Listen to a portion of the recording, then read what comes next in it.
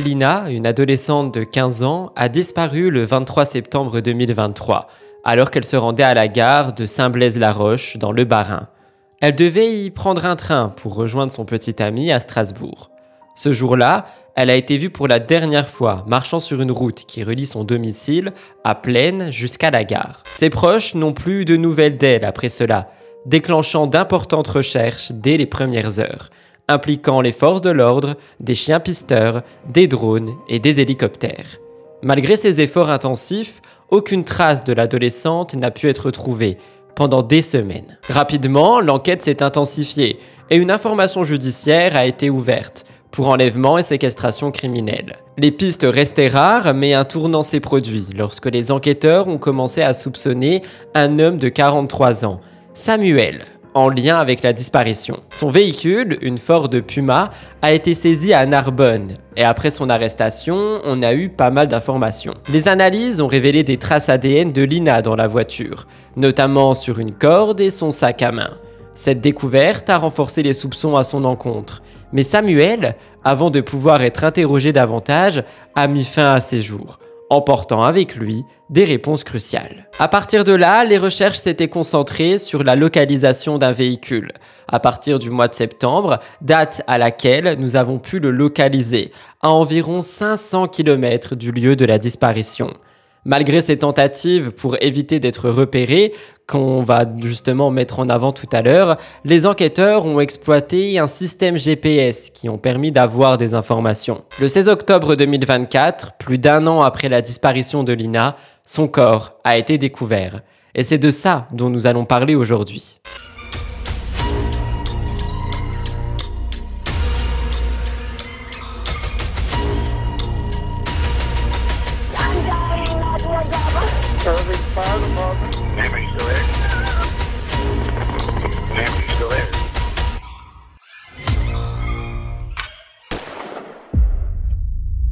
Bonjour à toutes, bonjour à tous, bienvenue dans cette nouvelle vidéo Murders Explained qui va, comme vous vous en doutez, être traitée en faits divers. C'est-à-dire qu'on n'est pas sur une histoire avec des détails, un récit, etc., etc.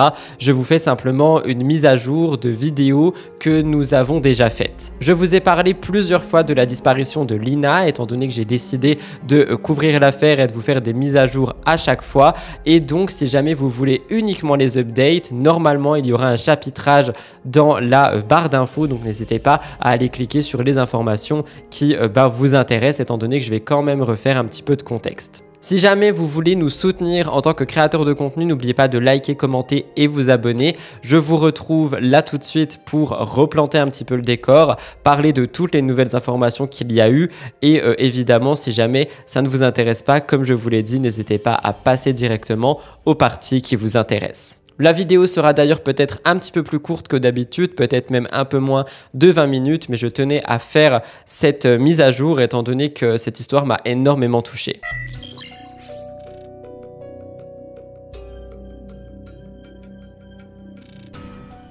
Le corps de Lina, donc cette adolescente, avait disparu en 2023 et comme je l'ai dit dans l'introduction, il a été retrouvé mercredi, le 16 octobre, dans un cours d'eau près de Nevers, dans le Nièvre, dans une zone boisée et isolée, selon le procureur de la République de Strasbourg. Le corps était immergé en contrebas d'un talus et il a été identifié grâce à des analyses génétiques réalisées en urgence par l'Institut de recherche criminelle de la Gendarmerie nationale, plus connu sous l'acronyme IRCGN.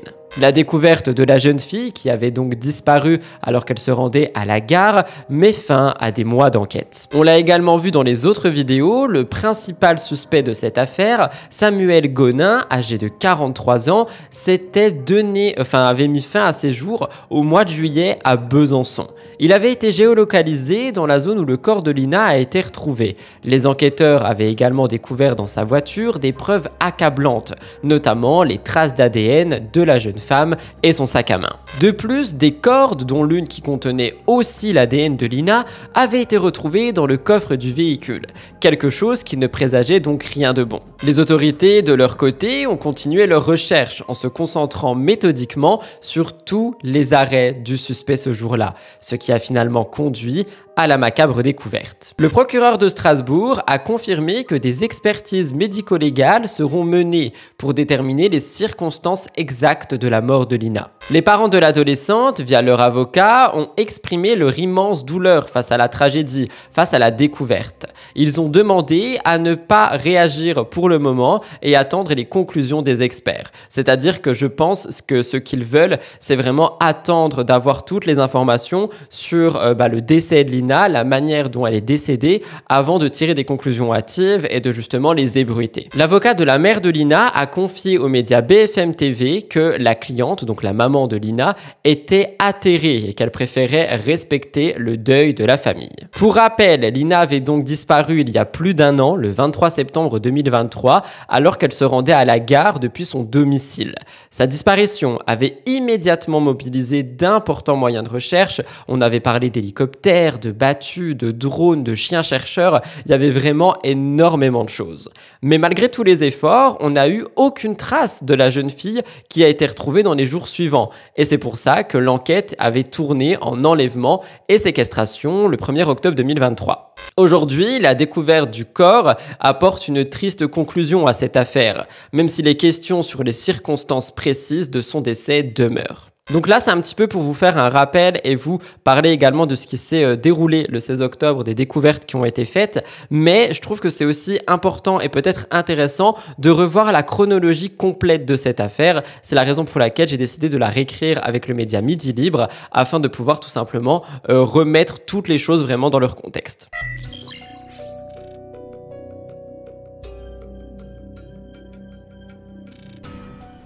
Voici donc la chronologie complète de l'affaire Lina, avec les événements classés par ordre chronologique et les heures spécifiées à partir du 16 octobre.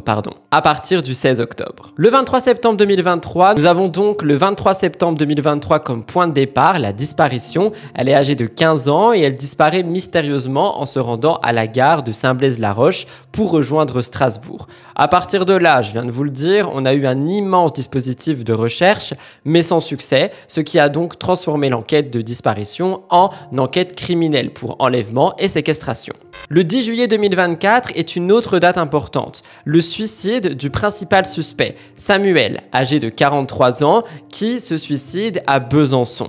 Son véhicule, une Ford Puma, avait été géolocalisé dans la zone où Lina a disparu. Des traces d'ADN ont été retrouvées, son sac à main également, et donc on pouvait comprendre que Samuel n'avait pas été un suspect pour rien. Cependant, son suicide a malheureusement laissé de nombreuses zones d'ombre dans l'enquête. Ça, c'est vraiment les deux dates clés, j'ai l'impression, par rapport à la disparition de Lina. Je vous ai épargné tout ce qui concerne le fait que son petit ami a été accusé. Il y avait aussi eu des théories par rapport aux parents. Tout ça, j'en ai parlé dans diverses vidéos et je vous ai dit que je trouvais que c'était absolument dégueulasse. Donc, je voyais pas l'intérêt de réappuyer ça ici. Passons donc au 16 octobre 2024. À 20h15, le corps est découvert, immergé dans un cours d'eau, situé en contrebas d'un talus dans la région de Nevers, à environ 500 km de son lieu de disparition en Alsace.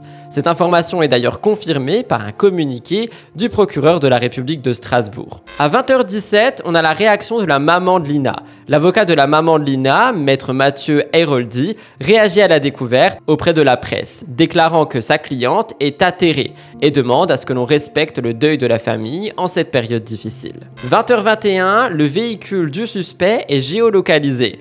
Le véhicule de Samuel, principal suspect, avait donc été géolocalisé dans la zone où le corps de Lina a été retrouvé dès le lendemain de sa disparition en 2023. Et là, on a pu refaire pas mal d'analyses à partir de celui-ci. À 20h22, nous apprenons via les médias que les amis de Lina sont sous le choc. Ils sont bouleversés par la nouvelle et ils expriment une grande tristesse. L'une d'entre elles témoigne d'ailleurs auprès de BFM TV, décrivant un choc en apprenant la découverte du corps. Peut-être que des personnes diront que oui, mais on savait qu'elle a été tuée et que c'était impossible qu'elle soit toujours en vie, etc. Mais je pense que quand on est proche de la personne concernée, on garde espoir jusqu'au bout, en se disant qu'une disparition est peut-être possible, malgré effectivement le fait qu'on ait retrouvé de l'ADN, qu'on ait retrouvé son sac à main et que nous n'y avions aucune nouvelle. À 20h30, on apprend dans les médias qu'il y a toujours des zones d'ombre. Le suicide de Samuel a laissé de nombreuses questions sans réponse. Bien que l'ADN ait été retrouvé, les enquêteurs continuent d'explorer les circonstances exactes de la disparition et de la mort de Lina. À 20h37, nous apprenons qu'il y a des experts sur place et que les avocats des parents se rendent aussi sur le lieu de la découverte du corps, accompagnés d'enquêteurs. Ils attendaient des conclusions de rapports médico-légaux avant de se recueillir. À 20h42, l'information sort. Lina, qui avait disparu en Alsace, est retrouvée à près de 500 km du lieu de sa disparition, ce qui ajoute beaucoup de questions à l'affaire. À 21h02, des auditions et des analyses étaient en cours. En effet, selon une source proche du dossier, on a appris que malgré les plus de 400 auditions, des milliers de documents sont encore analysés, des centaines de véhicules également. On a eu énormément de choses au cours de cette enquête, mais ils essayent de tout repasser au crible, histoire de trouver quelque chose qui n'a peut-être pas été vu avant. Les gendarmes sur place ont également découvert des vêtements près du corps de Lina, ce qui a facilité son identification.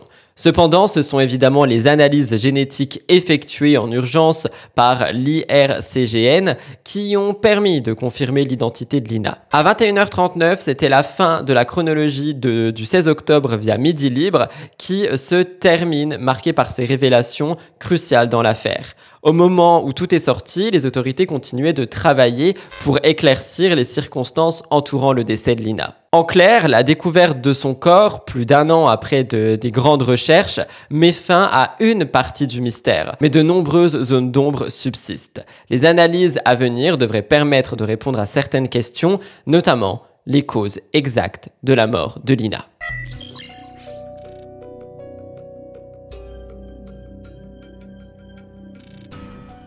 Mais une question se pose. Comment a-t-on retrouvé son corps d'un coup ? Plus d'1 an après des recherches infructueuses.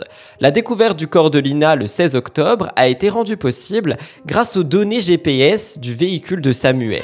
Ce dernier, décédé en juillet 2024, avait été géolocalisé dans la région de Nevers, le lendemain de la disparition de Lina, soit le 24 septembre. Et malgré ses tentatives pour se rendre indétectable en désactivant le GPS de son véhicule, en évitant l'usage d'un téléphone portable, les enquêteurs ont réussi à tirer parti d'un système de géolocalisation secondaire. Et c'est comme ça qu'ils ont pu retrouver le corps de Lina. Le véhicule, la Ford, avait été saisi en début d'année à Narbonne, après l'arrestation de Samuel, pour un refus d'obtempérer. Si vous voulez les détails de son arrestation et tout ce qui s'est passé à ce moment-là, pourquoi est-ce qu'il a été arrêté et comment ils l'ont lié à l'affaire Lina, je vous renverrai aux anciennes vidéos. Il a été transféré pour des analyses approfondies et c'est là que la voiture a révélé des indices concernant l'histoire avec Lina. À l'intérieur, les traces ADN ont été retrouvées, mais c'est surtout l'exploitation d'un GPS de type carte SIM capable de se connecter à des antennes relais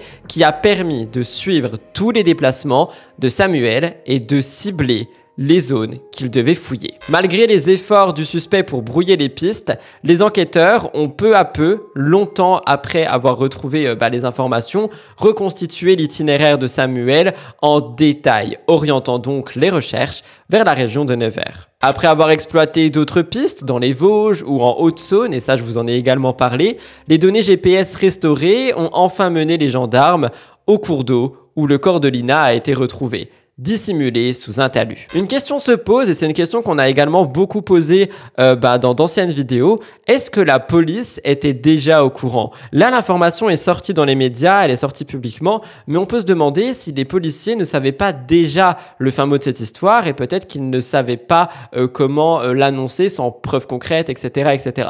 Je vous le pose là parce que c'est quand même une théorie qui est beaucoup ressortie. Et justement, parlons un petit peu des théories qui ont été vues. Et c'est justement via les médias que j'en ai appris un petit peu plus par rapport à l'autopsie du corps de Lina. Immergée dans un cours d'eau pendant de longs mois, la dépouille de l'adolescente est malheureusement dans un état de dégradation avancée, rendant certaines analyses plus difficiles. Le médecin légiste doit répondre à des questions pour l'enquête. Comment Lina est-elle morte? A-t-elle subi des violences? Et si oui, de quelle nature? Cet examen pourrait révéler si des coups ont été portés, si des lésions osseuses indiquent une agression ou une mort violente, ou encore si elle a été victime d'une agression sexuelle. Malheureusement, la décomposition de son corps, aggravée par l'eau, pourrait effacer certains indices visibles sur les tissus, comme des ecchymoses ou d'autres marques de violence. Mais malgré ça, il est encore possible d'extraire des informations importantes. Les os, qui se dégradent plus lentement, peuvent contenir des indices sur la cause du décès, notamment des fractures ou autres blessures. De plus, l'analyse des vêtements retrouvés avec le corps et de possibles micro-organismes présents sur elle pourrait offrir des indices sur la durée et l'endroit exact où elle a été immergée, ou si le corps a été déplacé avant d'être déposé dans l'eau. Les experts espèrent aussi identifier des empreintes ou toute trace laissée par un agresseur sur les vêtements. Les résultats de cette autopsie sont donc très attendus, car ils pourraient fournir des preuves tangibles pour comprendre ce qui est arrivé à Lina après sa disparition. Savoir si elle a été retenue en captivité avant de mourir est une question centrale pour l'enquête. Cette autopsie est également essentielle pour établir la date précise de la mort. Est-elle morte peu de temps après sa disparition? A-t-elle survécu plusieurs jours, voire semaines? Les experts médicaux étudient les tissus, la présence d'eau dans les poumons, d'autres éléments pour tenter de répondre à toutes ces questions.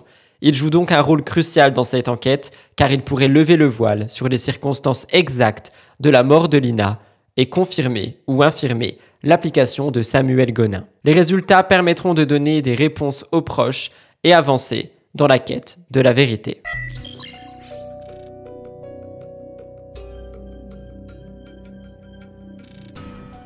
L'histoire de Lina est tragique et profondément bouleversante, non seulement pour sa famille et ses proches, mais aussi pour toutes les personnes touchées par la disparition et la découverte de son corps. Alors que des mois de recherche infructueuses laissent planer un sentiment d'injustice, la découverte de son corps a relancé l'émotion, mais aussi les questions autour des circonstances exactes de sa mort. Plusieurs théories se dessinent autour de cette affaire, bien que les zones d'ombre persistent. Le principal suspect, Samuel Gonin, dont l'ADN a été retrouvé dans le véhicule contenant également des effets personnels, est décédé sans donner de réponse. Et son suicide, comme je l'ai déjà expliqué, renforce pas mal de spéculations sur sa culpabilité. Mais les raisons pour lesquelles Lina aurait été transportée à 500 km de son lieu de disparition restent un mystère à ce moment. On peut envisager que Samuel, déjà en proie à des troubles mentaux diagnostiqués, on en a parlé également dans d'anciennes vidéos, ait cherché à effacer toute trace de son acte en dissimulant le corps dans une région éloignée et isolée.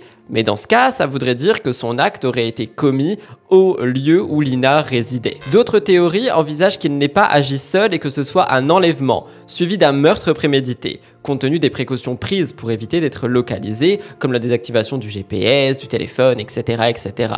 Mais certains éléments laissent penser à une autre fin, plus accidentelle ou non planifiée, ce qui soulève encore plus de questions.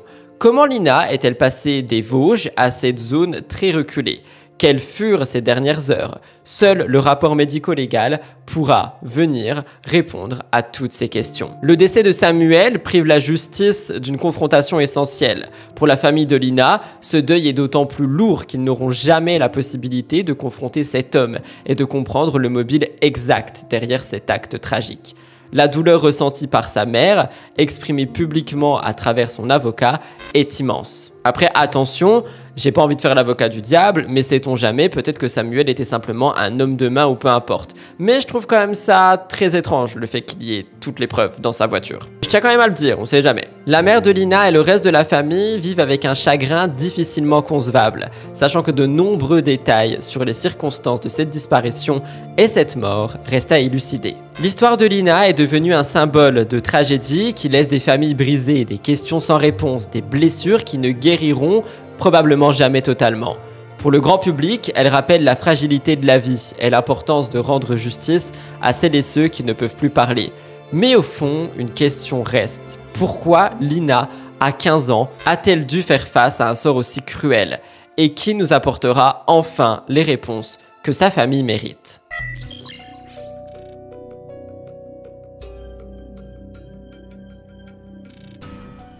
Voilà tout le monde pour cet update par rapport à Lina, cette affaire qui m'a énormément touché si vous avez suivi toutes les vidéos.